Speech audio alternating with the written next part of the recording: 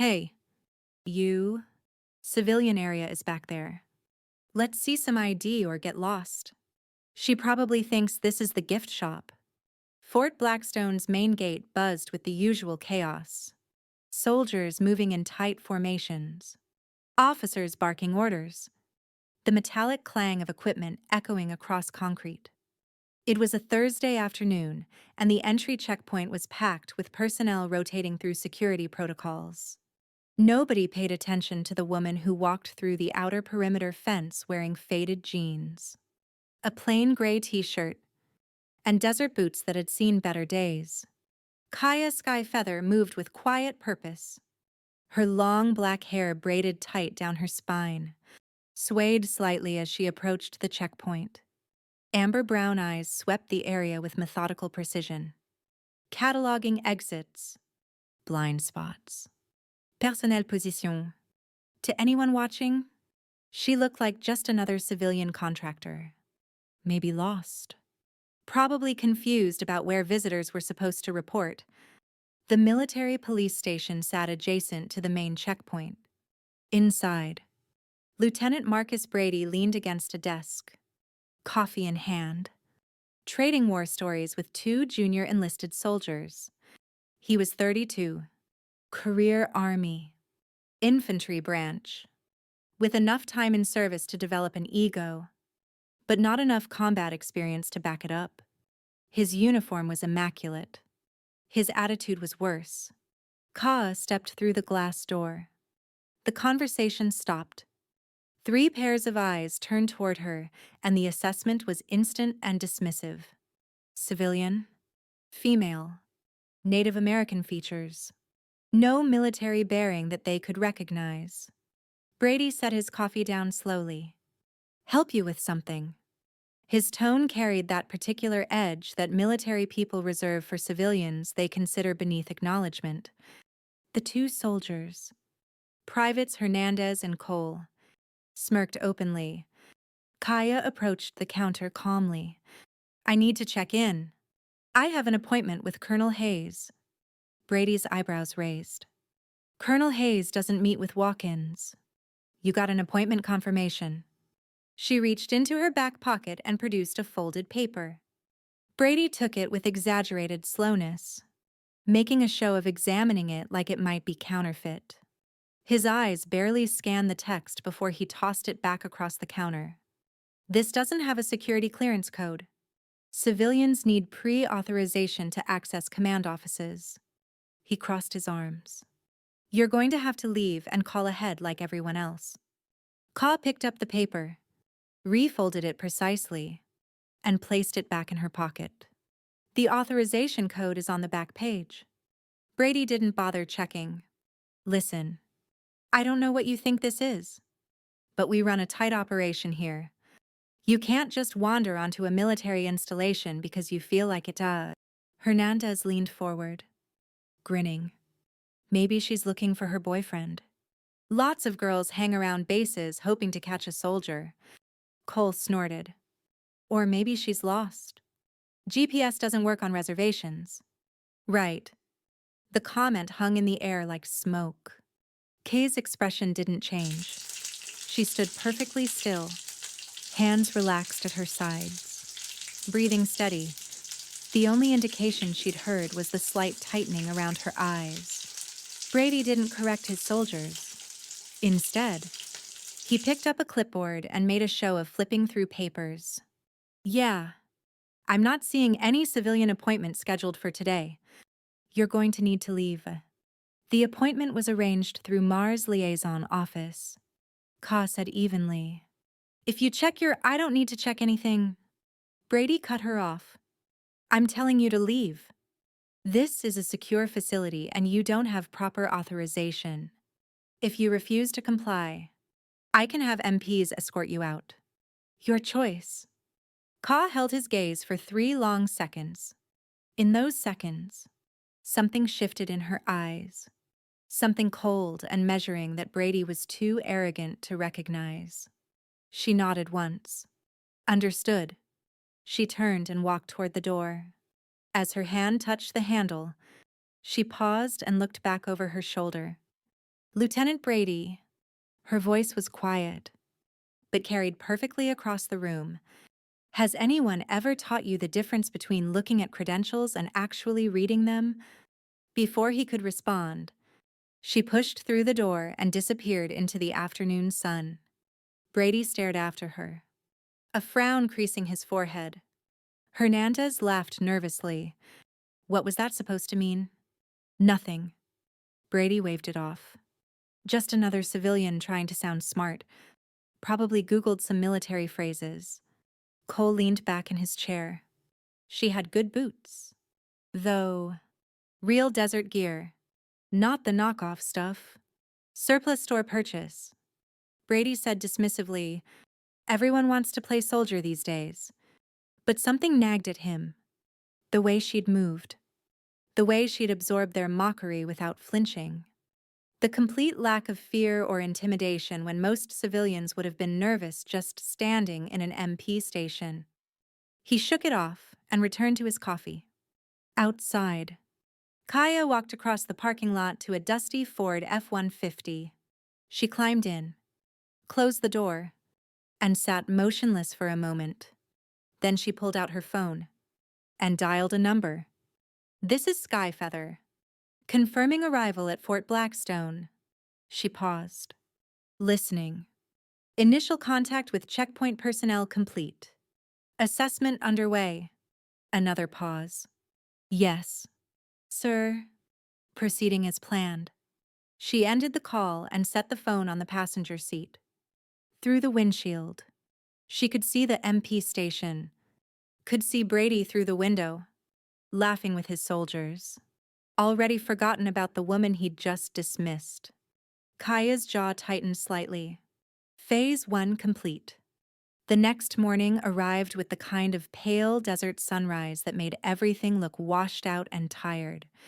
Ka returned to Fort Blackstone's main gate at 0700, this time carrying a leather portfolio and wearing the same civilian clothes. The same boots. The same braided hair. Different checkpoint guard. Same result. Sergeant First Class Palmer. A 15-year veteran with a beer gut and a seen-it-all attitude. Looked at her authorization papers with barely concealed irritation. Civilian consultants check in at Building 12. Not the main gate. I was directed here yesterday by Lieutenant Brady, Kaya said. Palmer's expression suggested he thought very little of Lieutenant Brady's directions. Brady's infantry. He doesn't handle contractor processing. Building 12. East side of the compound. Can't miss it. He pointed vaguely toward a cluster of administrative buildings visible through the chain-link fence. No escort offered. No directions beyond the gesture. Ka nodded her thanks and walked. Building 12 turned out to be a converted warehouse that handled everything from supply requisitions to contractor logistics. Inside, the air conditioning fought a losing battle against desert heat. A board specialist sat behind a desk playing something on his phone. He looked up as Ka approached. Looked down at her clothes. Looked back at his phone. Help you. Civilian security consultant. Checking in for evaluation assignment. The specialist sighed like she just asked him to move a mountain. He gestured toward a row of plastic chairs against the wall.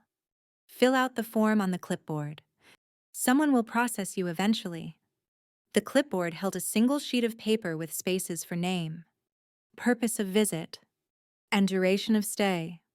Kaya filled it out in neat block letters and returned it to the desk.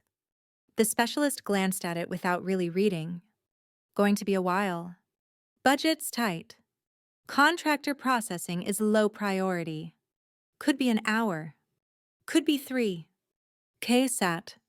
40 minutes later, a staff car pulled up outside Building 12. A Marine Corps officer climbed out wearing Woodland Marat utilities with the rank insignia of a lieutenant colonel. He was 50-some, with iron gray hair, and the kind of weathered face that came from decades in the field. He walked directly to the specialist's desk. Where's the Mars consultant? The specialist blinked. What? Marine Special Operations Command sent a consultant for the Joint Operations Evaluation. She was supposed to check in here. The lieutenant colonel's voice carried the clipped impatience of someone whose time was measured in minutes, not hours. The specialist's eyes went wide. He looked at the clipboard, then at Kaya sitting calmly in the corner, then back at the officer. Sir, nobody told me. The lieutenant colonel followed the specialist's gaze to Kaya. Recognition flashed across his face, followed by something that might have been respect. He crossed the room in 4 strides and extended his hand. Miss Skyfeather. Lieutenant Colonel Rains. Marsilia Zison. My apologies for the delay. Colonel Hayes is waiting. Kaya stood and shook his hand. No apology necessary. Sir. Rains turned back to the specialist with an expression that could have frozen lava. Next time Mars sends personnel, you might want to actually read the authorization codes on their paperwork. The specialist looked like he wanted to melt into the floor. Rains gestured toward the door. This way. They walked across the compound in silence until they were out of earshot of anyone else. Then Rains spoke quietly. How bad was it? Standard operating procedure for what I expected, Kaya said. Checkpoint laughed me off yesterday. Sent me to the wrong building today. Nobody's looked at my credentials with more than a glance. Rain's jaw tightened. Names? Not yet. This is assessment, not accusation. Assessment that's going to end with someone's career in the shredder. Ka didn't respond. They approached the headquarters building, a 2-story concrete structure that housed the command staff. Inside, the temperature dropped 11 degrees Celsius, and the atmosphere changed immediately. This was where real military business happened. Officers moved with purpose. Every door had a placard with rank and title. Rains led her upstairs and down a hallway to a corner office. The nameplate read, James Hayes. Commanding officer. Rains knocked twice. Enter. Quick check-in. Where in the world are you watching this from? Drop your city or country in the comments. We want to see how far this story has traveled. Colonel Hayes stood behind his desk reviewing a stack of reports when they entered. He was mid-40s Army through and through with the lean build of someone who still ran 8 kilometers every morning. His eyes were sharp, calculating, and when they landed on Ka, they held none of the dismissiveness she'd encountered everywhere else on base. He came around the desk immediately and shook her hand with the firm grip of someone who understood exactly who he was greeting. Miss Sky Feather. Welcome to Fort Blackstone. I wish I could say your arrival was smoother. It was informative. Sir. Hayes gestured to the chairs facing his desk. Rains remained standing near the door, arms crossed. Hayes settled into his chair and pulled out a thin folder marked with red classification bands. I've read your file. All of it. Not just the sanitized version. He tapped the folder. 3 deployments with 1st Marine Raider Battalion. Silver Star for actions in Helmand Province.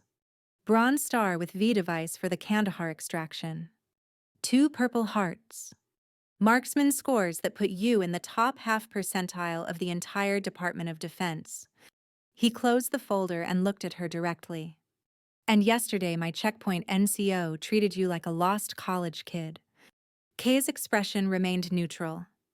With respect. Sir, that's why I'm here. The program is designed to evaluate how installations treat veterans when they're not in uniform. Especially veterans from special operations communities who can't exactly wear their resume on their sleeve. Hayes leaned back. And how are we scoring so far? The evaluation period is 2 weeks. Day 1 and 2 don't represent the full picture. Diplomatic answer. Accurate answer. Rains spoke from the door. Sir, with your permission, we should brief her on the joint training exercise scheduled for next week. Mars wants her observations on interoperability between conventional and special operations units. Hayes nodded. Agreed. But first, I need to address the elephant in the room. He looked at Ka. Your presence here is classified. The purpose of your evaluation is classified. As far as 99% of this base knows, you're a civilian security consultant doing some vague assessment work. That means you're going to continue getting treated like a civilian. I understand. Sir, do you... Hayes's tone sharpened. Because the moment someone realizes you're former Marine Raiders, everything changes. People start acting different. We lose the authentic data you're here to collect. I've maintained cover in significantly more hostile environments than Fort Blackstone. Colonel?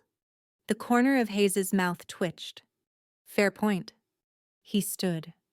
Lieutenant Colonel Rains will get you set up with temporary quarters and access credentials. You'll observe training operations, interview personnel, and document your findings. At the end of 2 weeks, you'll submit your report directly to Mars Command, who'll forward it to the Pentagon's Veteran Integration Review Board. Kaya stood as well. And if I encounter situations that require immediate intervention, define immediate safety violations, discrimination that crosses into harassment, anything that puts personnel at risk. Hayes considered this. Report to me or Rains first. We'll handle it through proper channels. I don't want you compromising your cover unless absolutely necessary. Understood. They shook hands again. As Kaya turned to leave with Rains, Hayes called after her. Ms. Skyfeather, for what it's worth, I'm sorry you had to experience what you did yesterday. That's not the Fort Blackstone I'm trying to build. She paused at the door. Then let's make sure your vision matches the reality. Sir. Rains escorted her across the compound to the visiting personnel quarters, a row of converted barracks that housed contractors, temporary duty personnel, and the occasional distinguished visitor. The room was Spartan but clean. Single bed, desk, wall locker, private bathroom. You'll need these. Rains handed her a lanyard with a photo ID badge. The badge identified her as Kaya Sky Feather, security consultant, clearance level, contractor limited, no mention of Marines, no mention of Raiders, nothing that would trigger recognition. Chow Hall is Building 6. Rains continued. You're authorized to eat there, but you'll get questions. Contractors aren't common here. Maintenance schedules and training rosters are posted on the battalion board near the parade ground. If you need anything, my office is in the headquarters building. 2nd floor, room 212. Kaya set her bag on the bed. What's the story with Lieutenant Brady? Rain's expression hardened. What about him? He was the checkpoint NCO yesterday. Dismissed my credentials without reading them. Let his soldiers make some comments that crossed lines. You want me to handle it? No. I want to know if it's a pattern or an isolated incident. Rains was quiet for a moment. Brady's been at Blackstone for 18 months. Good soldier on paper. Decent PT scores. Qualified on all his weapon systems. No disciplinary flags. But he's got an attitude problem with anyone he perceives as beneath him. Civilians, junior enlisted, support staff. He's especially bad with female personnel. Has anyone filed complaints? 3 informal reports in the last year. Nothing formal. People don't want to rock the boat with an officer, even a junior one. Why hasn't Hayes addressed it? Because informal complaints don't trigger mandatory command action. And without formal documentation, it's... He said. She said. Rains met her eyes. That's one of the problems you're here to illuminate. Ka nodded slowly. Then I guess Lieutenant Brady and I will be crossing paths again. I'd say that's unfortunate for him. But honestly, Rains smiled grimly. He's got it coming. After Rains left, Kaya spent 30 minutes unpacking and setting up her laptop with encrypted connection to Mars databases. Then, she changed into PT gear, running shorts, army brown t-shirt, and the same battered desert boots, and headed out for a reconnaissance run around the base. Fort Blackstone sprawled across 809 hectares of high desert. The main confinement area held administrative buildings, barracks, and training facilities. Beyond that, ranges for weapons qualification, obstacle courses, and a massive field training area where companies ran tactical exercises. Kaya ran 6 kilometers, mapping everything, noting security gaps, observing personnel interactions. Soldiers passed her going the opposite direction, and their reactions were predictable. Some ignored her. Some gave her looks that ranged from curious to dismissive. A few made comments just loud enough for her to hear. Contractors get softer every year. Since when do civilians rate base access for PT? Bet she's someone's girlfriend. Ka's pace never faltered. Her breathing stayed controlled. She'd spent 3 years operating in environments where being underestimated meant staying alive. Fort Blackstone was just another mission. Different terrain. Same principles. She finished her run at the battalion training area, where a platoon of infantry soldiers was conducting battle drills. A staff sergeant was running them through immediate action drills for an ambush scenario. Kaya stopped at the fence line, hands on her hips, catching her breath while she watched. The execution was sloppy. Poor spacing, slow reaction times. The soldiers were going through motions without understanding why each movement mattered. "Can I help you with something?" Kaya turned. A captain stood 3 meters away, arms crossed, expression somewhere between annoyed and suspicious. His name tape read, Morrison. Combat infantry badge on his chest. Ranger tab on his shoulder. "Just watching," Kaya said. "Cooling down from a run." Morrison looked her up and down. "This is a closed training area. Civilians aren't authorized." "I'm a contractor on base." "Don't care. You need to move along." Kaya glanced back at the platoon who'd noticed the exchange and stopped their drill to watch. The staff sergeant was approaching as well. "Your spacing's off," Kaya said to Morrison. "In a real ambush, half your squad would be dead in the first 3 seconds." Morrison's expression darkened. "Excuse me. Soldiers are bunched too tight. They're reacting to contact instead of anticipating it. And your support by fire element is setting up in a position with no cover." The staff sergeant arrived, clearly curious. Morrison waved him back. "Ma'am, I don't know what you think you know about infantry tactics, but I've been running these drills for 5 years. I suggest you suggest I what? Leave. I'll leave. But your soldiers are still going to die in the next training exercise because you're teaching them bad habits." Morrison stepped closer. "You got some kind of military experience?" Ka held his gaze. "Some National Guard reserves. Something like that." The staff sergeant spoke up. "Sir, maybe we should—" I asked her a question. Sergeant Morrison didn't break eye contact with Kay. "You want to criticize my training? Fine. But you better have the credentials to back it up." Kaya considered her options. She could walk away, let it go, stay under cover, or she could make a point. Hayes had said not to compromise her cover unless necessary. But what was necessary? What was the line between observation and intervention? The platoon was watching now. 30 soldiers in full kit, waiting to see how this played out. "Tell you what," Ka said. "Run the drill again. I'll watch. If I'm wrong, I'll apologize and leave. If I'm right, you adjust your tactics." Morrison's jaw tightened. "This isn't a negotiation." "No, it's not. It's you deciding whether your ego is more important than your soldier's training. Silence stretched across the training area. The staff sergeant shifted uncomfortably. The platoon waited. Finally, Morrison stepped back. Fine. One run. Then you leave.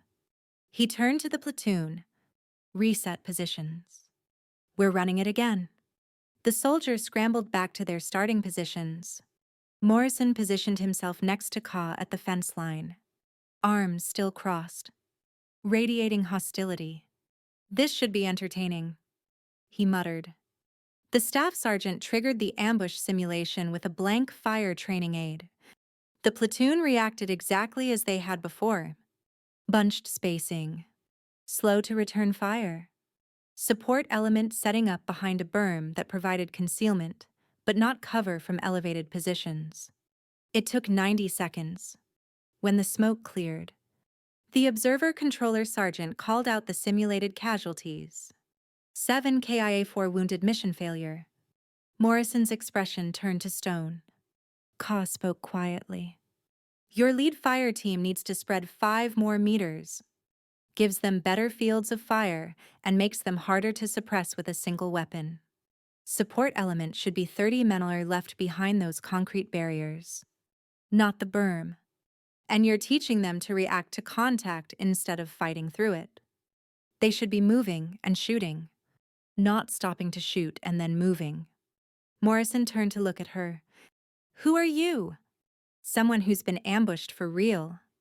Before he could respond, a voice called out from behind them. Morrison, what the hell is going on with your drill? They both turned. Lieutenant Brady was approaching from the parking area, clearly annoyed that his afternoon had been interrupted.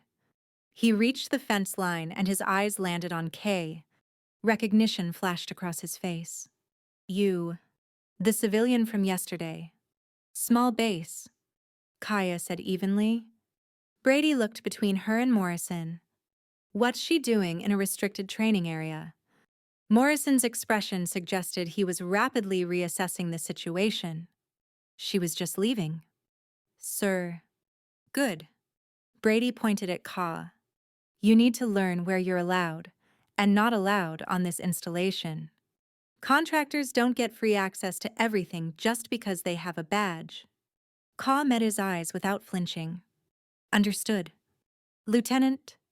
The way she said, Loti, carried just enough weight that Brady's expression flickered like he couldn't quite place why a civilian would use that particular tone with that particular rank.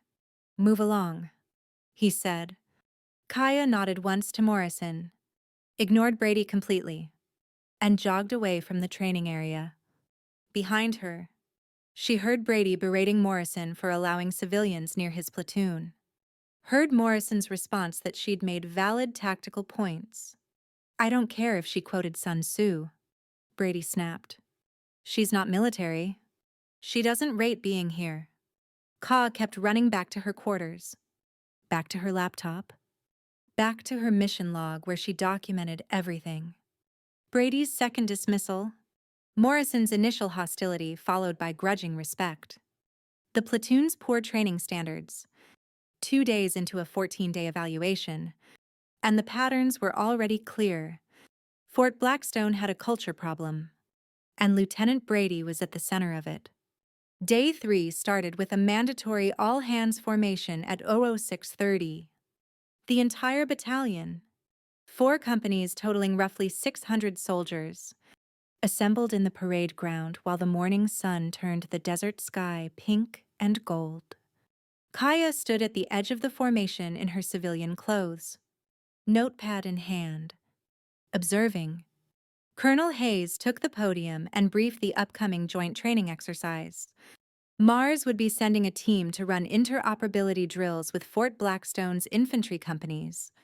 It was, Hayes explained, an opportunity to learn from Tier 1 operators and improve their own tactical capabilities. The soldiers listened with varying degrees of attention. Some looked excited. Others looked skeptical. A few looked like they'd rather be anywhere else. Brady stood with the other company officers. his expression suggesting he found the whole thing unnecessary.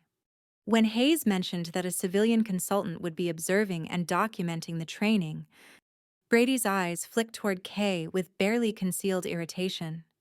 After the formation dispersed, Kaya headed to the chow hall. The building was already packed with soldiers fueling up before the day's training. She grabbed a tray, moved through the line, collecting scrambled eggs and toast, and looked for a place to sit. Most tables were full. The few empty seats were quickly claimed. Ka spotted an opening at a corner table and headed for it. That seat saved. She looked down. A private first class with the name Jackson on his uniform held up a hand. "My buddy's coming back from the bathroom." Ka nodded and moved on. Found another empty seat. Same response from a different soldier. And another and another. Nobody wanted the civilian contractor at their table. Finally, she spotted the table where recruiter Jensen sat alone, methodically working through a plate of food. He looked up as she approached. "Mind if I sit?" Jensen glanced around the chow hall, taking in the full tables in the subtle pattern of avoidance. His jaw tightened. "Yeah, go ahead." Kaya sat. They ate in silence for a minute before Jensen spoke. "You're the consultant everyone's talking about. Apparently, they're saying you criticized Captain Morrison's training. I observed his training, made some comments." Jensen took a drink of water. "Were you right about the tactical spacing?" "Yeah." "Then you just made an enemy." Jensen kept his voice low. "Morrison's a good officer, but he doesn't like being corrected, especially not in front of his platoon. I'll survive." Jensen studied her for a moment.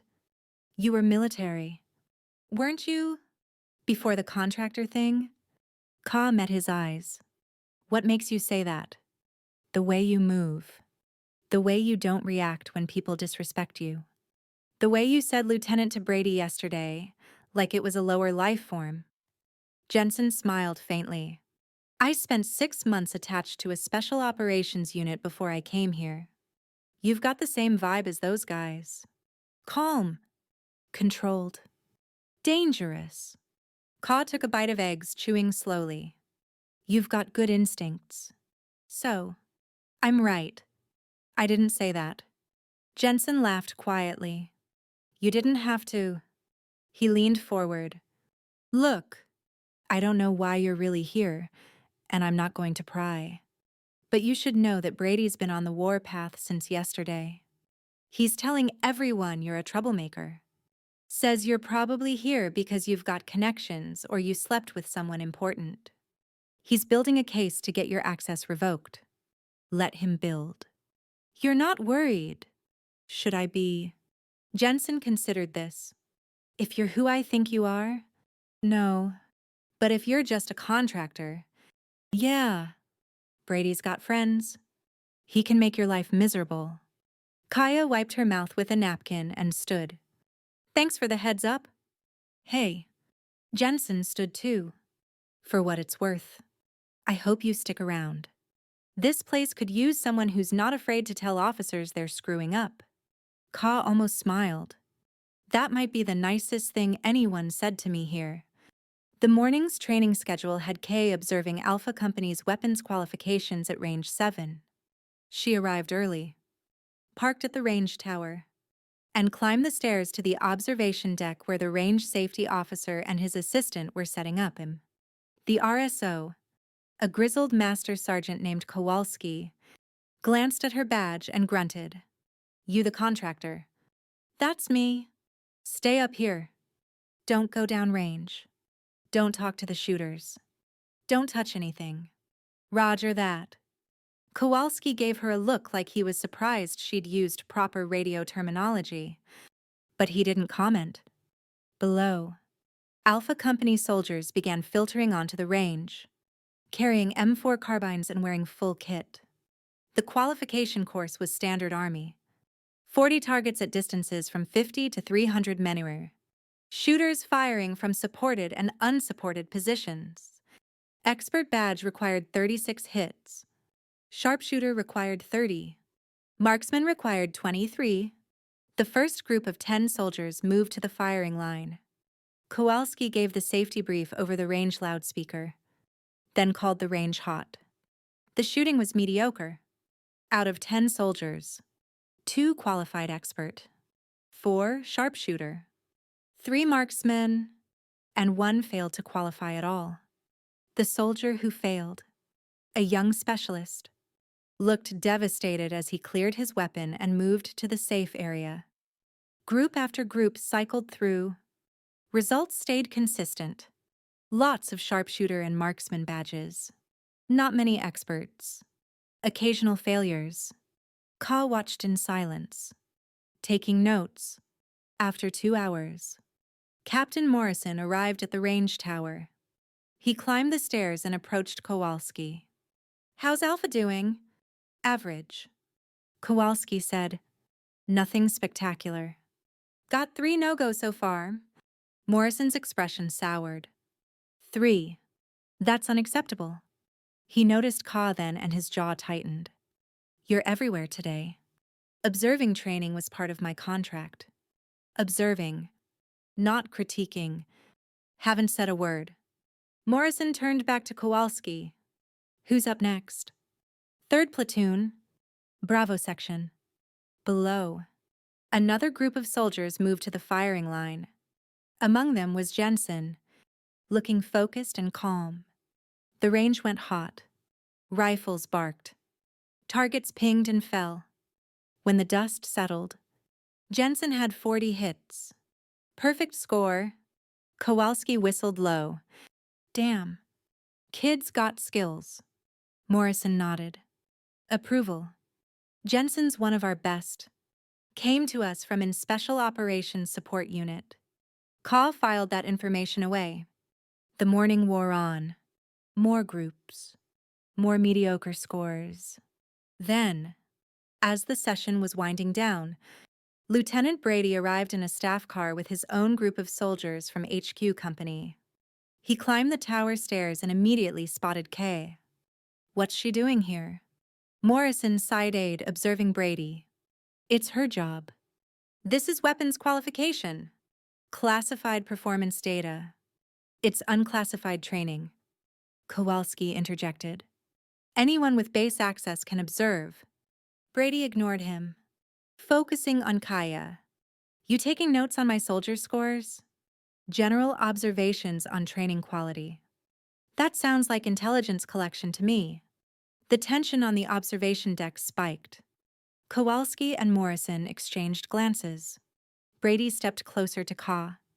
"I want to see your authorization paperwork. The actual orders that allow you to observe tactical training there with Colonel Hayes. Then you shouldn't be here until I verify them." Kaya closed her notebook slowly. "You want me to leave?" "I want you to stop sticking your nose into military business that doesn't concern you." Lieutenant Morrison's voice carried warning. "Stand down. She's a civilian." "Morrison, she doesn't rate." I said, "Stand down." Brady's face flushed red. He glared at Kaya like she was personally responsible for his humiliation, then turned and stormed down the stairs. Awkward silence filled the observation deck. Finally, Kowalski spoke. "That boy's got an attitude problem." Morrison didn't respond. He watched Brady's staff car speed away from the range, then turned to Kay. "You're making waves." "Not trying to maybe, but Brady's going to escalate this. He's already been asking around about you. Who authorized your contract? What your clearance level is? Whether you have any prior military connections." "What did he find?" "Nothing." "Which makes him more suspicious." Morrison leaned against the railing. "Look, I don't know what your deal is. And frankly, I don't care. But Brady's the type who needs to win every confrontation. He's not going to let this go. Then I guess I'll see him again soon." Morrison shook his head. "Your funeral." The afternoon brought a change of pace. Kaya was scheduled to sit in on a company commander professional development session where officers discussed leadership challenges and tactical problems. It was held in a conference room in the headquarters building. A dozen lieutenants and captains gathered around a table with Colonel Hayes presiding. Kaya took a seat in the back corner, notepad ready. Hayes started the session by presenting a tactical scenario. A platoon surrounded in an urban environment with limited ammunition and no air support. The officers took turns proposing solutions, debating courses of action, weighing risks. It was, for the most part, professional and productive. Officers challenged each other's ideas respectfully. Hayes guided the discussion without dominating it. Then Brady spoke up. "Sir, before we continue, I'd like to raise a concern about operational security." Hayes looked at him. "Go ahead." Brady gestured toward Kay. "We have a civilian contractor present during discussions of tactical procedures. Even hypothetical scenarios could contain information that's sensitive. I'm not comfortable with her being here." Several officers turned to look at Kay. Some looked uncomfortable. Others seemed curious to see how Hayes would respond. Hayes' expression remained neutral. Mid. Skyfeather's contract includes access to training observations and professional development sessions. She's been appropriately vetted. With respect. Sir, I'd like to see that vetting documentation. Are you questioning my judgment? Lieutenant. The room went silent. Brady realized he'd pushed too far, but pride wouldn't let him back down completely. No, sir. I'm following proper security protocols. Protocols that I established and approved. Hayes's voice carried an edge now. Ms. Skyfeather stays. If you're not comfortable discussing tactics in front of her, you're welcome to remain silent. Brady's jaw clenched. Yes, sir. The session continued, but the atmosphere had changed. Officers were more guarded. Responses were shorter. The productive energy had evaporated. When it ended 30 minutes later, Hayes dismissed everyone except Kay. Once the room cleared, he closed the door and turned to her. "That's twice Brady's challenged your presence. It's becoming a pattern. I can handle it." "Sir, I'm sure you can." "But he's forcing my hand. If he keeps pushing, I'm going to have to either reveal your actual background or formally reprimand him for insubordination. Either option compromises your evaluation." Kaya was quiet for a moment. "What do you want me to do?" "Continue your work. Document everything. But understand that Brady's building towards something. He's talking to other officers, trying to find allies. If this turns into a formal complaint or an investigation, it's going to get messy." "How messy?" Hayes met her eyes. "The kind where either he goes down or your cover gets blown and the entire evaluation becomes invalid. Then we better make sure the evaluation counts." Hayes almost smiled. "You've got steel." "I'll give you that." He picked up a folder from the table. "Tomorrow morning, Euro 700 Alpha Company is running a combat patrol exercise in the training area. I want you there. Brady's going to be the patrol leader. You're putting me directly in his path. I'm giving you the opportunity to observe him in a leadership position under stress. If he's as problematic as I'm starting to believe, it'll show in the field." Kaya took the folder. "And if he's actually a good officer who just doesn't like civilians, then I'll owe him an apology." Hayes opened the door. "But I don't think that's what we're going to find." That evening, Ka sat in her quarters reviewing her notes. 3 days of observations painted a clear picture. Fort Blackstone had solid training infrastructure and mostly competent personnel.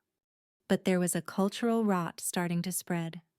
Junior soldiers picking up bad habits from senior personnel. Discrimination disguised as humor. A general atmosphere of disrespect toward anyone perceived as other. And Brady was accelerating the problem. Her phone buzzed. Text message from an unknown number.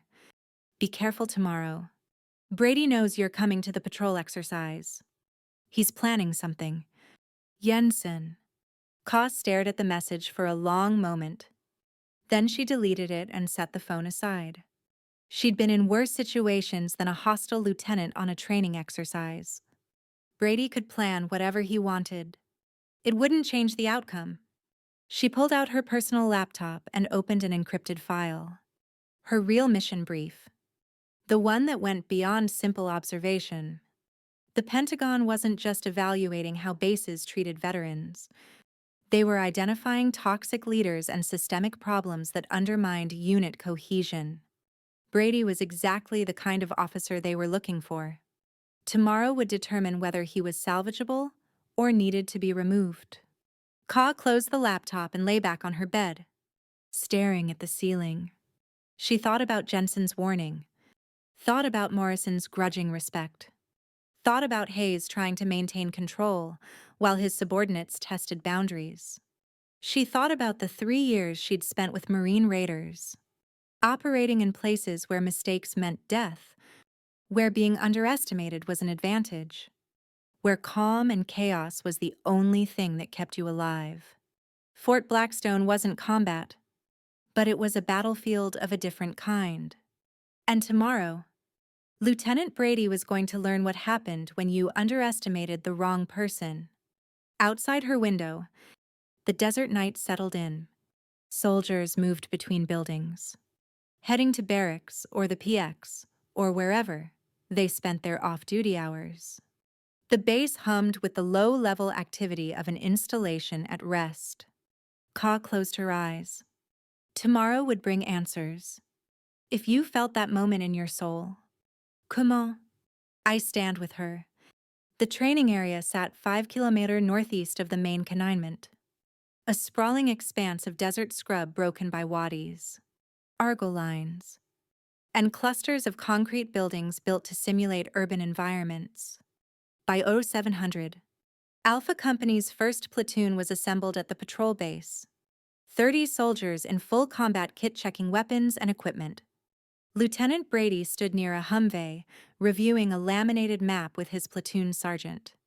A lean staff sergeant named Drummond, who looked like he'd rather be anywhere else. Brady's voice carried across the staging area, loud and confident. We move fast. Hit hard. Extract clean. I want this operation to be textbook. No mistakes. Ka arrived in a civilian vehicle and parked at the edge of the training area. She stepped out wearing tactical pants, hiking boots, and a photographer's vest with multiple pockets. A digital camera hung around her neck, her cover for being there. Contractors observing training often documented it visually. Brady noticed her immediately. His expression darkened. She walked toward the patrol base. Camera ready. Notepad in her cargo pocket. An observer controller sergeant approached her first. Ma'am, you need to stay with the OC team. We'll be shadowing the patrol at a safe distance. Understood. The OC sergeant, whose name tape reads, gestured toward a tactical vehicle where 2 other controllers waited. We roll out in 10 mics. Stay close. Stay quiet. Don't interfere with the exercise. Kaya nodded and moved toward the vehicle. As she passed Brady's position, he called out, Hold on. She stopped and turned. Brady approached with Drummond in tow. You're the contractor. That's right. Colonel Hayes briefed me. You'd be here. Brady's tone suggested Hayes had done nothing of the sort. Or if he had, Brady disagreed with the decision. I need to establish some ground rules. I'm listening. First, you don't talk to my soldiers. Second, you don't critique anything you see. Third, if things go kinetic in the scenario, you stay the hell out of the way. I'm not babysitting a civilian while I'm trying to run a mission. Ka met his eyes steadily. I'll stay out of your way. Lieutenant, see that you do. Brady turned back to his platoon, dismissing her. Drummond lingered for a moment, studying Ka with an expression that was hard to read. Then he followed Brady. Williams shook his head as Kaya joined him at the OC vehicle. Brady's wound pretty tight this morning. Notice that he's trying to impress someone. Got word that Amar's team is going to be here next week, and he wants to prove his platoon can hang with the big dogs. Williams climbed into the driver's seat. Should be interesting. The scenario was straightforward. First platoon would patrol to a suspected enemy compound 2 kilometers away. Conduct a raid to capture a high-value target played by an OC and extract under potential contact. The enemy force would be played by a sister company using blank ammunition and training aids. At 07 FM, Brady gave the order to move out. The platoon formed into a tactical column and began patrolling northwest. Kaya watched from the OC vehicle as they moved through the desert terrain. The spacing was better than what she'd seen at Morrison's training. But the pace was too fast for the terrain. Soldiers were already breathing hard after the first kilometer. Williams noticed it. 2. He's pushing them too hard. They'll be gassed before contact. That's his call. The other OC said from the back seat. Yes. And it's going to cost him. The patrol reached the first checkpoint, a Watt crossing that provided concealment, but was an obvious choke point. Brady halted the column and sent a fire team forward to clear it. Too slow. Too methodical. In a real scenario, enemy overwatch would have cut them down, but the fire team reported clear and the platoon continued. Ka took photographs documenting movement patterns, leader positions, soldier reactions. Her trained eye caught dozens of small mistakes. Weapons pointed in unsafe directions. Soldiers bunching up during halts. Poor noise discipline. Brady was so focused on speed and aggression that he was neglecting fundamentals. The platoon approached the objective compound. A cluster of concrete buildings arranged around a central courtyard. Brady deployed his soldiers into an assault formation. One squad to breach the main entrance. One squad to provide overwatch. One squad to secure the perimeter. On paper, it was solid. In execution, it fell apart. The breach team moved too soon before the overwatch was set. The perimeter squad got tangled in a wire fence and couldn't reach their positions. When the enemy force triggered the ambush with blank fire and training grenades, Brady's platoon was caught exposed and disorganized. Smoke filled the courtyard. Soldiers shouted conflicting orders. The OC controllers moved through the chaos, marking casualties with tape. Within 90 seconds, half the platoon was dead. Brady's voice cut through the noise. Rally on me. Suppress and move. But his soldiers were scattered and confused. The enemy force, more experienced and better coordinated, had them pinned down. Brady tried to reorganize, but his commands were reactive instead of proactive. He was fighting the problem instead of solving it. After 5 minutes of chaos, Williams called the exercise Index, Index, Index. All players freeze in place. The shooting stopped. Soldiers stood where they were, breathing hard, covered in dust, and looking defeated. The casualty count was devastating. 18 KA, 7 wounded. Mission failure. Williams and the other OCs moved through the platoon, conducting the after-action review on the ground. Brady looked like he wanted to punch something. Drummond stood nearby with his arms crossed, jaw tight. Ka stayed back, camera lowered, observing the debrief. Williams was professional but direct, pointing out every mistake. Poor planning, inadequate reconnaissance, rushed execution, failure to adapt when the plan fell apart. Brady took it in silence, his face growing darker with each criticism. When Williams finished, he asked, "Lieutenant, what would you do differently?" Brady's response was clipped, Better timing on the breach. More aggressive suppression. Those are tactics. I'm asking about your planning process. My plan was solid. Execution was the problem. Drummond spoke up quietly. Sir, with respect, the plan didn't account for the wire obstacles. If we'd done better recon, we did recon, Sergeant. The intel was bad. Sir, there was no intel. We were supposed to develop our own assessment during the approach. Brady's voice rose. Are you questioning my leadership? The platoon went silent. This was crossing a line. NCOs could disagree with officers, but not in front of soldiers and not during an AAR. Drummond held Brady's gaze for a beat, then looked away. No, sir. Good. Because this failure is on execution, not planning. We'll run it again tomorrow, and it'll be perfect. Williams intervened. Lieutenant, with all due respect, your soldiers need recovery time. They're exhausted. Running the same scenario tomorrow without addressing the root problems won't improve performance. I'll decide what my platoon needs. Sergeant, Williams exchanged glances with the other OCs. This was spiraling. Brady was defensive, ego-driven, and making it worse with every word. Then Brady's eyes landed on Kaya. Is she recording this? All heads turned toward her. Kaya lowered the camera. Documenting training is authorized.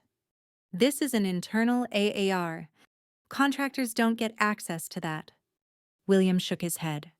Sir, she's cleared to observe all aspects of training, including debriefs. I don't care what she's cleared for.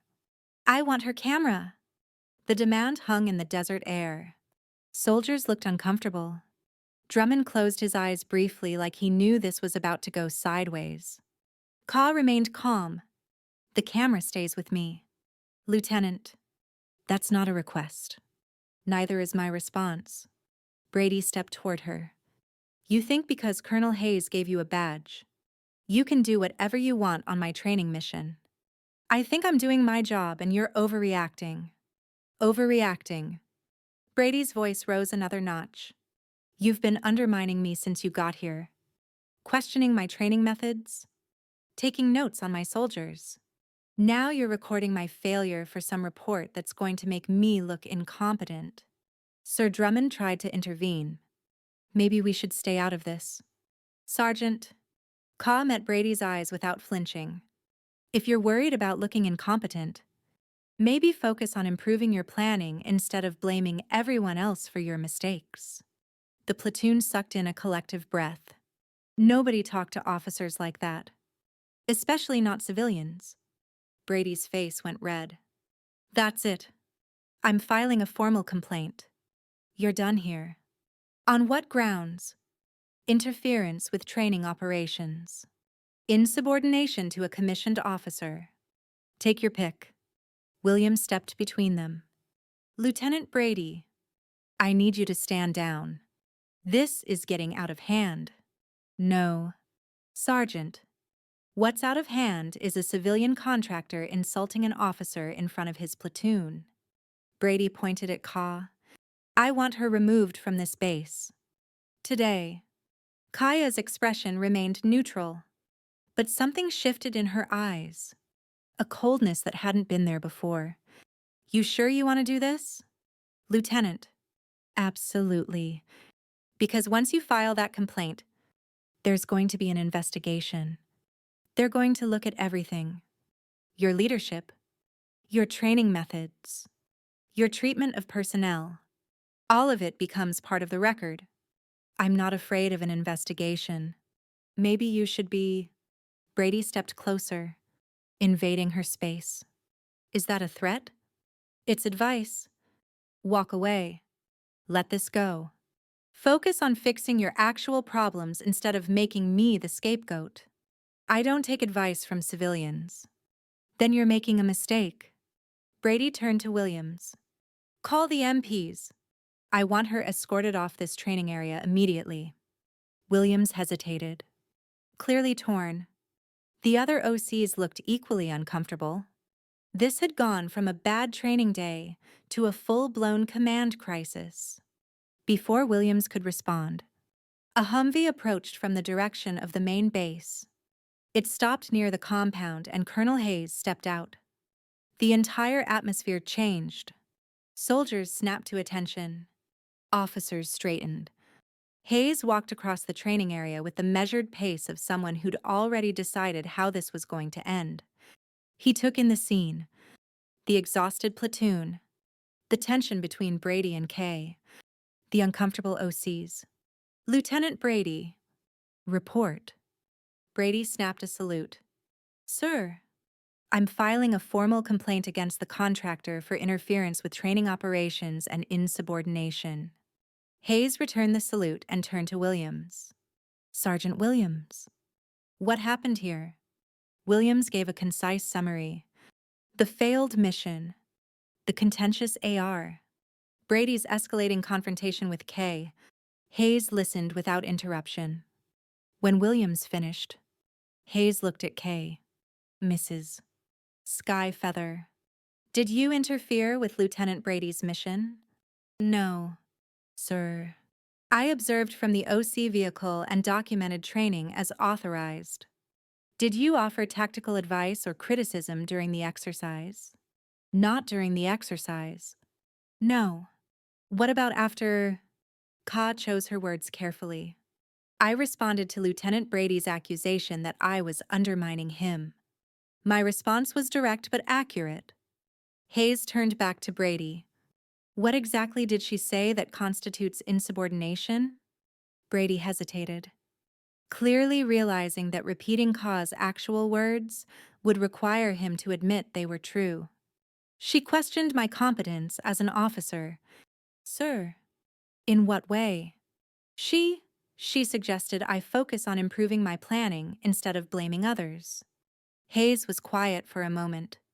That sounds like valid feedback following a failed mission. Sir, she's a civilian. She doesn't have the authority. She has the authority I gave her. Lieutenant? And right now, you're the one who's out of line. Brady's face drained of color. Sir, you just ran a training mission that resulted in 60% casualties because you prioritized speed over planning. Your AR blamed execution instead of acknowledging command failures. And when an observer pointed out problems, you tried to have her removed rather than address the issues. Hayes's voice was still wrapped in calm. Do I have that right? Sergeant Williams. Williams nodded. Yes. Sir. Hayes turned back to Brady. So, let me be crystal clear, Lieutenant. Skyfeather is here with my full authorization to observe, document, and yes, provide feedback on training operations. If you have a problem with that, your issue is with me, not her. Are we clear? Yes, sir. Good. Now, you're going to apologize to M. Skyfeather for your unprofessional conduct. The desert went silent except for the wind. Brady's jaw worked like he was chewing glass. The platoon watched with wide eyes. This was career-defining moment playing out in real time. Finally, Brady turned to Ka. The words came out forced and hollow. I apologize for my conduct. Kaya nodded once. Apology accepted. Hayes wasn't finished. Lieutenant, you're going to take your platoon back to the barracks. Tomorrow morning, 600. You'll submit a written self-assessment of today's exercise identifying every mistake you made and how you'll fix them. I expect 5 pages minimum. Dismissed. Brady saluted. His movements rigid. Yes, sir. He gathered his platoon and began the march back to base. The soldiers moved out in silence, nobody making eye contact with anyone else.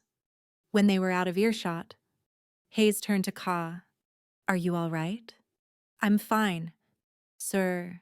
That was a powder keg waiting to explode. I should have seen it coming sooner. He made his choice. Yes, he did. Hayes looked in the direction Brady's platoon had gone. And tomorrow I'm going to have a very difficult conversation with him about whether he has a future in my command. Williams and the other OCs began packing up equipment. Hayes gestured for Kaya to walk with him back toward his Humvee. Your evaluation just got a lot more complicated, Hayes said quietly. Because now I'm a known factor. Exactly. Word's going to spread. The contractor who got into it with Brady and won. Some soldiers will respect that. Others will close ranks against you. Kaya watched the desert horizon. What's your assessment of Brady? Honestly, he's got potential as a tactical leader. But he's got a fatal flaw.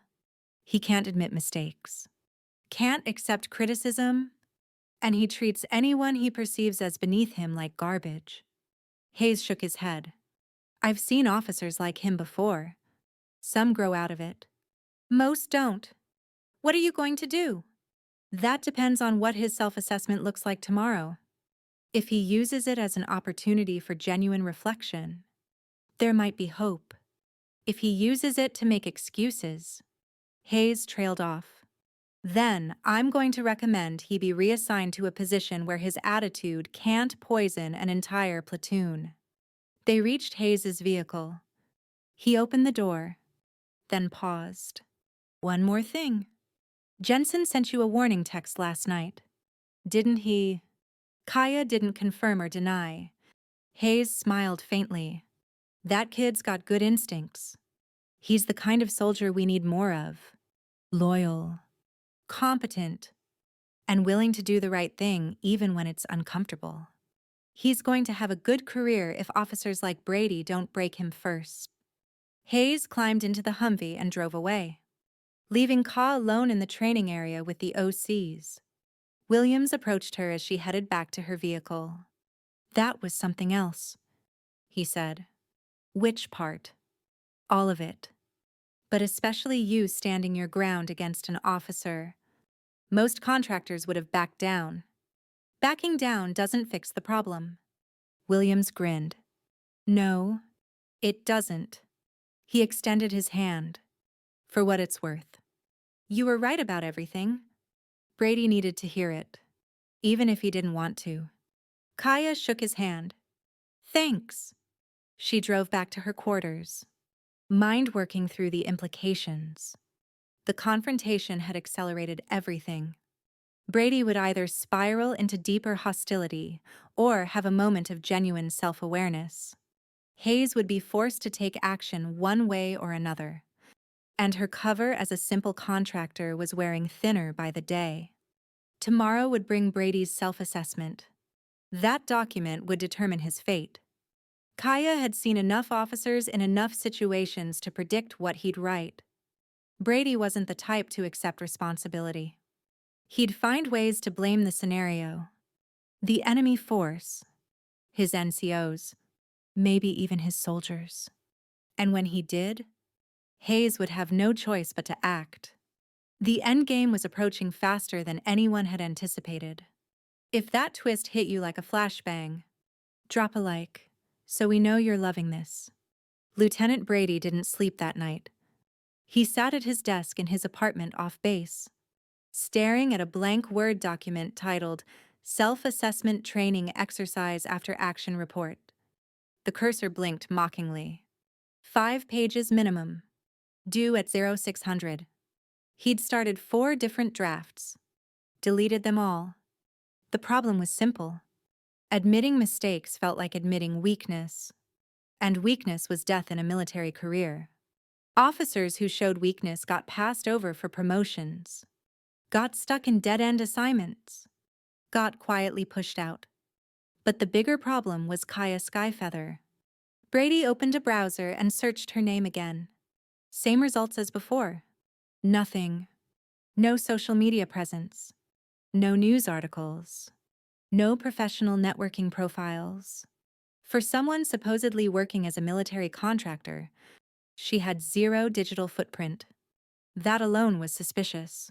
He'd called in favors, reached out to buddies and military intelligence, asked around about civilian contractor vetting processes. Everyone gave him the same response. If she's cleared for base access by a full colonel, her background check was thorough. But what if Hayes had been fooled? What if she'd fabricated credentials? What if this whole evaluation was a cover for something else? Brady's mind spun conspiracy theories. Industrial espionage, foreign intelligence, political agenda. It was easier to believe she was a threat than to accept that maybe, just maybe, he was the problem. At 0300, he finally started writing. The self-assessment came out as a defensive manifesto. The scenario had been unrealistic. The enemy force had been too aggressive. His NCOs hadn't executed properly. His soldiers had been undertrained before they even reached his unit. By 0530, he had 7 pages of excuses dressed up as tactical analysis. He printed it, put it in a folder, and drove to base. Colonel Hayes was already in his office when Brady arrived at 0600 sharp. Brady knocked, entered, and handed over the folder. Hayes read in silence for 10 minutes. His expression never changed, but his grip on the pages grew progressively tighter. Finally, he set the document down. Lieutenant Brady, do you know what I don't see anywhere in these 7 pages? Sir, the words. I made a mistake. Brady's stomach dropped. Hayes continued. You've identified 23 factors that contributed to yesterday's failure. Bad terrain, inadequate intelligence, poorly trained enemy force, soldiers who didn't execute to standard, your platoon sergeant who didn't coordinate properly. Hayes leaned forward. But nowhere do you acknowledge that you, as the officer in charge, are responsible for all of it. Sir, that's a statement. Lieutenant, not a question. I'm not finished. Brady closed his mouth. Leadership is accountability. When your mission succeeds, you credit your soldiers. When it fails, you accept responsibility. That's not weakness. That's integrity. Hayes picked up the document and dropped it in his trash can. This is garbage. Rewrite it. I want it back on my desk by 1800 hours today. And this time, I want the truth. Yes. Sir. Dismissed. Brady left the office feeling like he'd been physically struck. He made it to his car before the rage hit. He slammed his palm against the steering wheel hard enough to make his hands sting. This was Kaya's fault. All of it. Before she'd arrived, he'd been a solid officer with a good record. Now Hayes was questioning his integrity. His platoon was looking at him like he'd failed them, and his career was circling the drain. He pulled out his phone and called Captain Morrison. Morrison. It's Brady. You got a minute? What's up? That contractor Skyfeather. What do you know about her? Morrison sighed. Brady. Let it go. I can't let it go. Hayes just dressed me down because of her. Hayes dressed you down because your mission failed and you wrote a trash. AR. I saw a copy. Don't blame her for your mistakes. She's been poisoning Hayes against me since she got here. Or maybe Hayes is figuring out what everyone else already knows. Brady's grip tightened on the phone. What's that supposed to mean? It means you've got an attitude problem. Brady, you treat civilians like garbage. You talk down to your NCOs. You can't take criticism. And yesterday you proved you can't lead a platoon under pressure. I don't need this from you. Yeah, you do. Because I'm trying to help you before you destroy your career. Morrison's voice softened slightly. Look, take the weekend. Cool off. Write an honest self-assessment. Apologize to your platoon for letting them down. Fix this before it gets worse. She needs to be investigated. For what? Hurting your feelings. For her suspicious background. Her missing credentials. the way Hayes protects her. Morrison was quiet for a moment. You're going down a bad road. Man, I've seen officers go paranoid like this. It never ends well. I'm not paranoid. I'm being careful. No, you're looking for a scapegoat. And it's going to cost you everything. The call ended. Brady sat in his car, jaw clenched, mind racing. If Morrison wouldn't help, he'd find someone who would. Meanwhile, Kaya was conducting interviews. Hayes had arranged for her to speak with soldiers from various companies, asking them about their experiences with leadership, training quality, and unit culture. The interviews were revealing. Junior enlisted soldiers were cautious, giving sanitized answers they thought she wanted to hear. NCOs were more candid, but still guarded.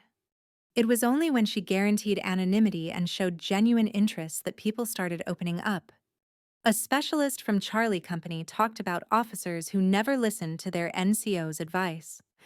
A sergeant from Delta Company described training that was more about checking boxes than building skills.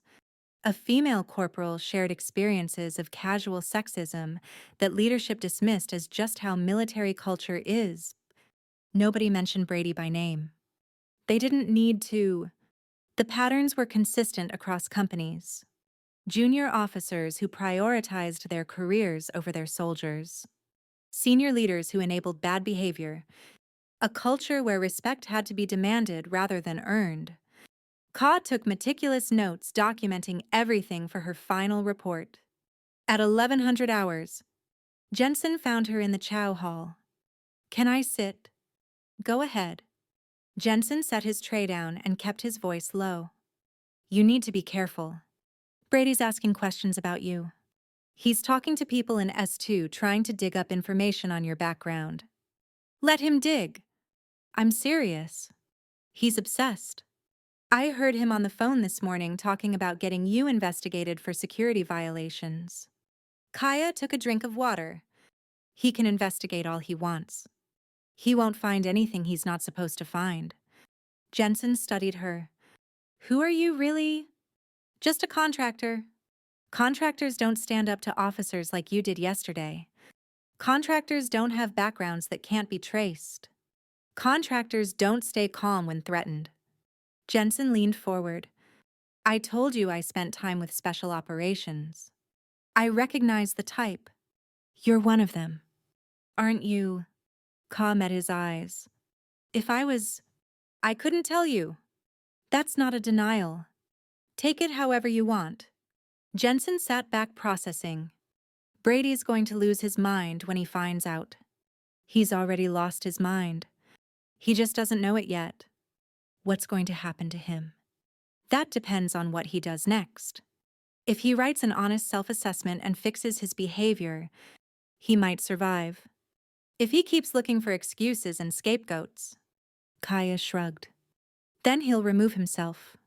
And you're just here to observe. That's my job. Feels like more than observation. Feels like judgment. Ka considered her response.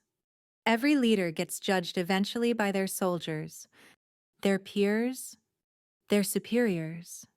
Most of the time it's informal, subjective. This is just making it formal and objective. Is that supposed to be comforting? It's supposed to be honest. They ate in silence for a minute. Then Jensen spoke again. For what it's worth. I hope you stick around after this evaluation. Place could use someone who gives a damn about doing things right. I'll be gone in 11 days. That's a shame. Maybe. But there are other bases. Other evaluations. You do this everywhere. Wherever I'm needed. Jensen shook his head. I don't envy you. Making enemies everywhere you go. I'm not here to make friends. Yeah. I got that. Afternoon brought another complication.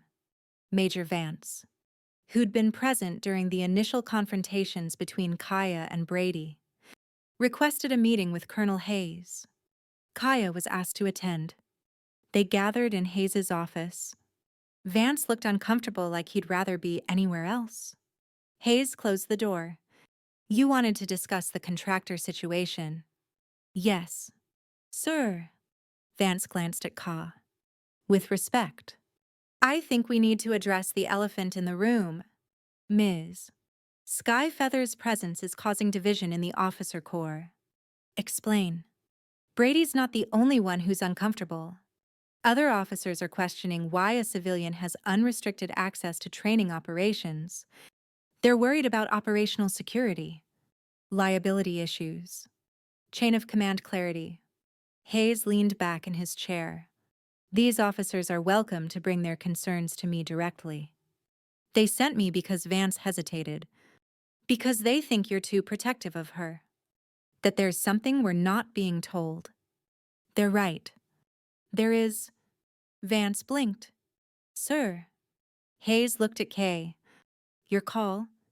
How much do we reveal? Ka weighed the options. Maintaining cover meant continuing to face resistance. Revealing her background meant compromising the evaluation's authenticity. But Vance was a field-grade officer, someone who could either help or hinder, depending on where his loyalties fell. Major Vance, she said carefully. What if I told you I'm not just a contractor? I'd say that's been obvious from the start.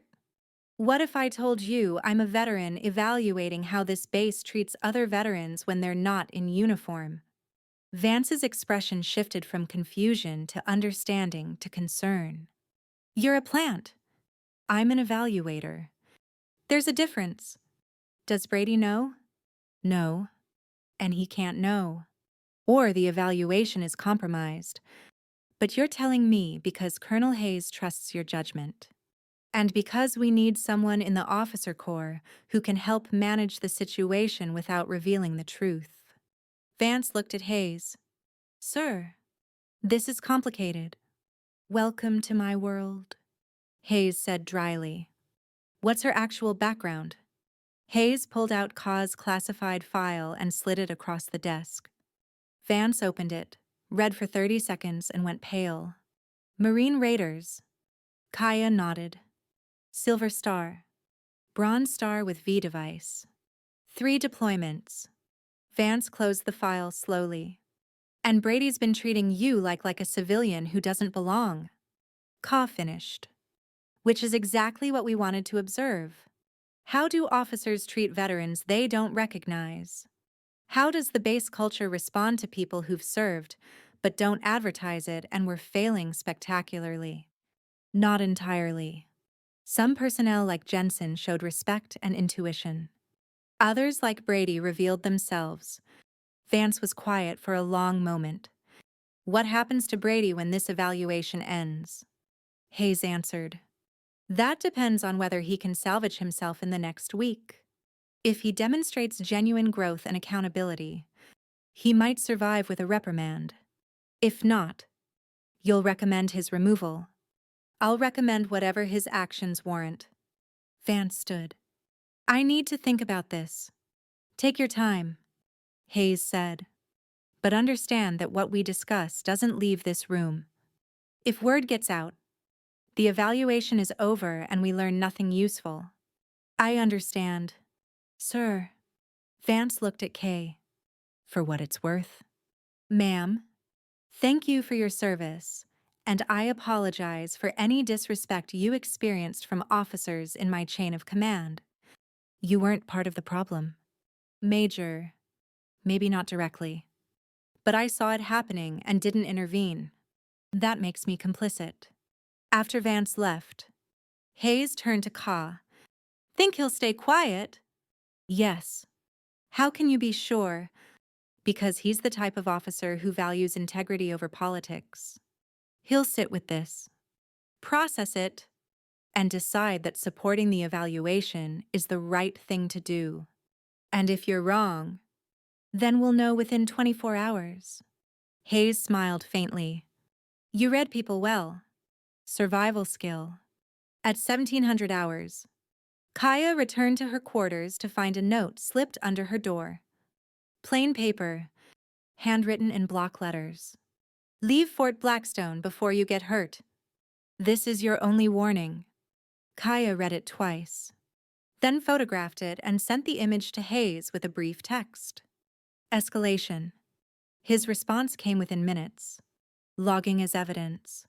Continue mission. Extra security patrol was coming to the area. She crumpled the note and threw it in the trash. Rest of this morning. They know someone is there, and scared people might be killed. Brady was running out of time and options. By 1800 hours. When his revised self-assessment was due, he'd produced something slightly better than the morning's version. He acknowledged some tactical mistakes, admitted his planning had been insufficient, but he still couldn't bring himself to write the words. I failed. He delivered the document to Hayes's office. The colonel read it in silence, his expression unreadable. Finally, Hayes set it down. This is better. Lieutenant. Not good enough, but better. Brady waited. You're getting closer to accountability, but you're still holding something back. Still protecting your ego at the expense of honesty. Hayes folded his hands. So, I'm going to give you one more chance. This weekend, I want you to talk to your platoon sergeant. Ask him what he really thinks about your leadership. Not what he tells you to your face, but what he actually believes. Listen to him. Then write a third version of this assessment incorporating his feedback. Sir, Drummond respects. Drummond tolerates you because he's professional. There's a difference. Hayes leaned forward. You have potential. Brady. But potential without humility is just arrogance. Figure out which one you want to be. Yes. Sir. Brady left feeling hollowed out. 3 attempts at a simple self-assessment, and he still couldn't get it right. Part of him knew Hayes was correct, but admitting it meant acknowledging everything else. The disrespect toward Kai, the poor treatment of soldiers, the pattern of blaming everyone but himself. That weekend, he avoided Drummond entirely. By Monday morning, he still hadn't submitted the third version, and that's when everything changed. Monday morning, 0800 hours, a Black Hawk helicopter touched down on Fort Blackstone's helipad, rotor wash kicking up dust across the tarmac. 2 men in unmarked multicam uniforms climbed out carrying a reinforced briefcase with biometric locks. Colonel Hayes met them personally. The taller of the 2 men, 40s with a weathered face and cold blue eyes, shook Hayes's hand. Colonel, I'm Agent Reeves. Morrow Security Compliance. This is Agent Chen. We're here regarding the Sky Feather evaluation. I was told you wouldn't arrive until next week. Timeline accelerated. We received a formal complaint from one of your officers alleging security violations and possible espionage. That triggers immediate investigation protocols. Hayes's jaw tightened. Brady. Lieutenant Marcus Brady. Yes. He filed paperwork with his chain of command and copied it to 3 separate oversight offices. Reeves's tone was flat. Professional. Once that happens, we don't have a choice. We have to investigate. The evaluation's compromised? Not necessarily, but we need to establish facts before this gets bigger. Reeves gestured toward the headquarters building. Let's talk in your office. Then we need to speak with Lieutenant Brady and Mrs. Skyfeather. 20 minutes later, Brady was summoned to Hayes's office. He entered to find 2 unfamiliar operators standing alongside the colonel. His instincts screamed danger, but his ego pushed forward. Sir, you wanted to see me? Hayes gestured to the operators. Lieutenant Brady, these gentlemen are from Mars Security Compliance. They're here because of the complaint you filed regarding Mrs. Skyfeather. Brady straightened. Sir, I stand by that complaint.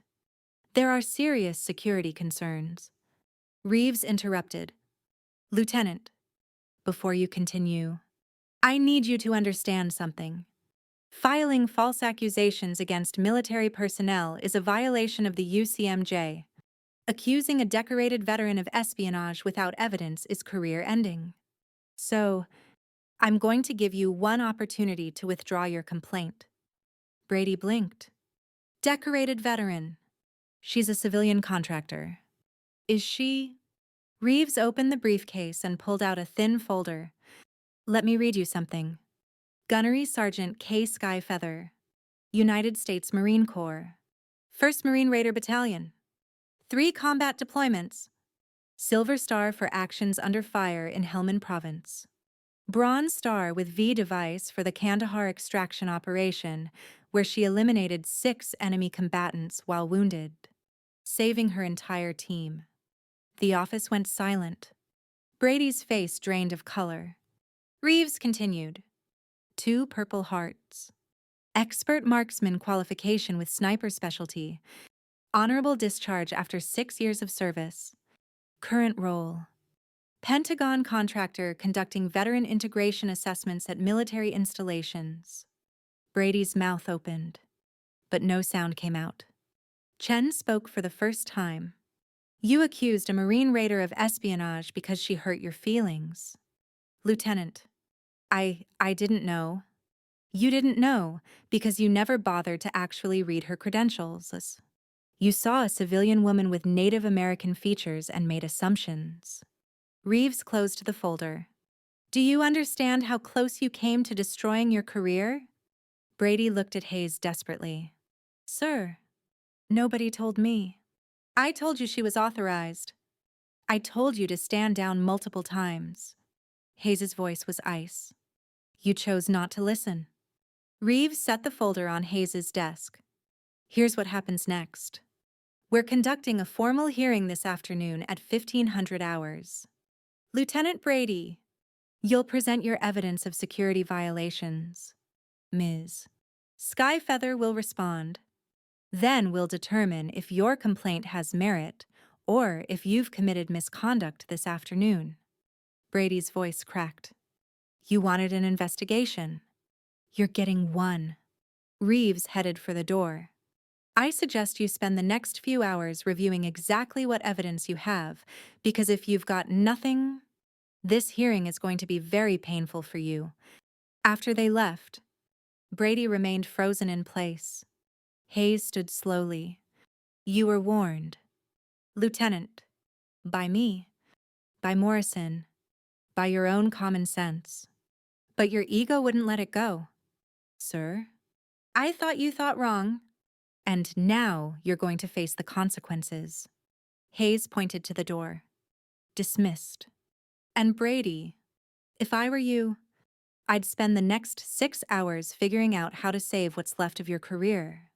Word spread through Fort Blackstone like wildfire. By noon, everyone knew the contractor was a Marine Raider. Brady had accused her of espionage. There was going to be a hearing.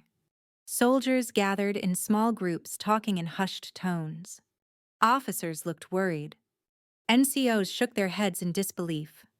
Jensen found Ka in the chow hall. Is it true? Which part? All of it. Raiders. Silver Star.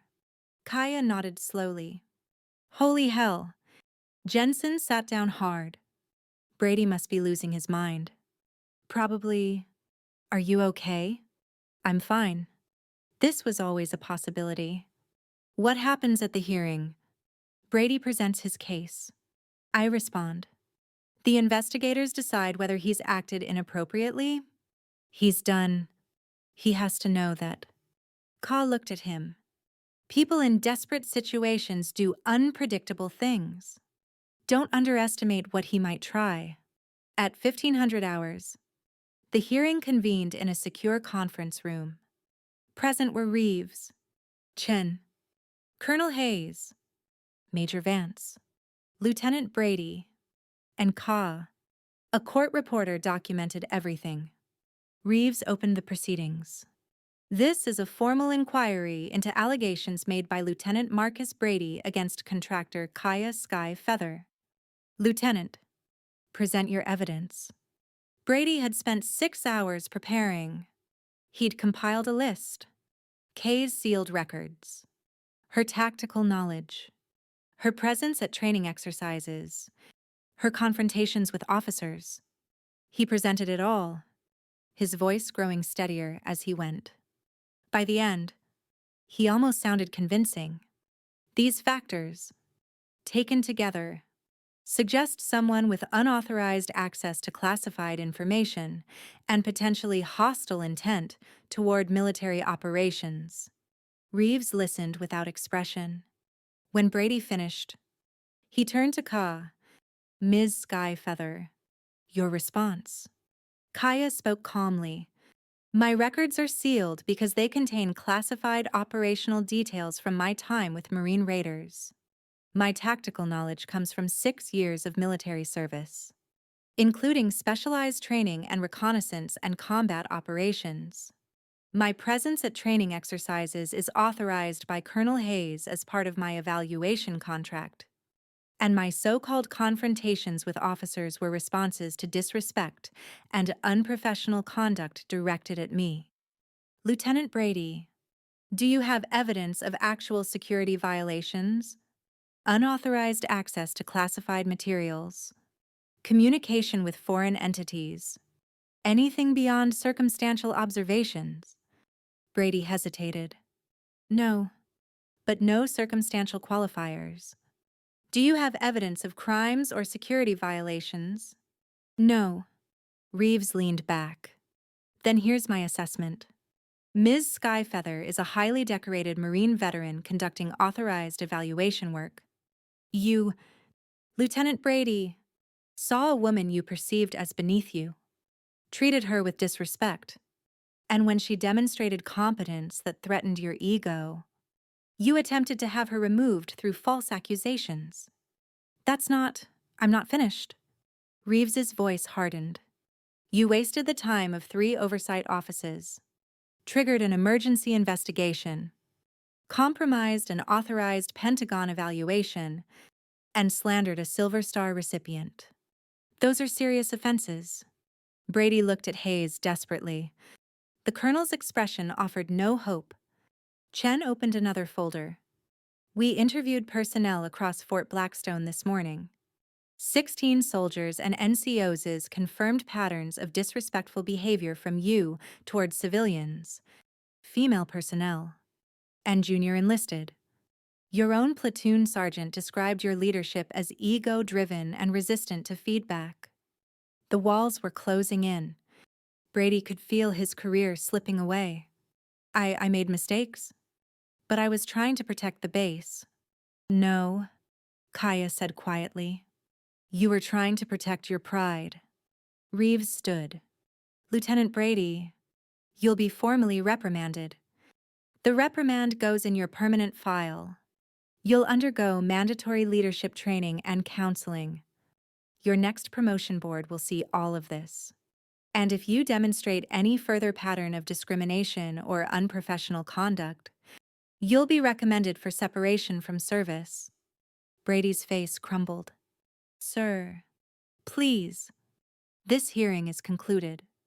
The night after the hearing, Brady sat alone in his apartment, staring at the official reprimand letter. Career over. Everything he'd worked for destroyed because of her. He drank too much. His thoughts spiraled into dark places. By midnight, he'd convinced himself that Ka had orchestrated everything. She'd come to Fort Blackstone specifically to destroy him. The evaluation was a lie. She was the real threat. He pulled out his laptop and started writing an anonymous report to every oversight agency he could find. Detailed accusations, conspiracy theories dressed up as careful analysis. He hit send on 6 different emails before passing out, and the next morning, those emails triggered another investigation. But this time, investigators looked at Brady's communications, his internet searches, his pattern of behavior. By noon, Hayes had Brady in his office again. You sent anonymous accusations to federal oversight offices while drunk. Accusations we can prove are false. Accusations that contain classified information you shouldn't have included. Hayes shook his head. You've crossed from unprofessional into criminal. Lieutenant, sir, you were trying to salvage your ego by destroying someone else, and now you've destroyed yourself. Hayes handed him papers. You're suspended pending court-martial proceedings. You're confined to base.